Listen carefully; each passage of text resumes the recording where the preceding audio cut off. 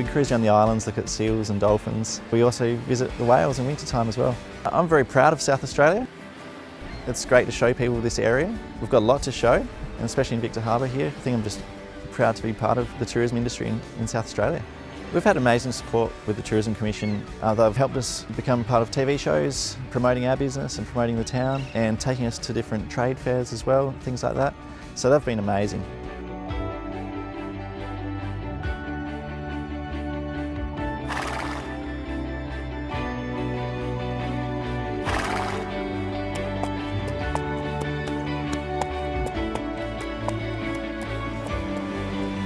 The most rewarding part is to be able to just see the expressions on people's faces when we see wild animals interacting with us. Yeah, I love it. Every day's great.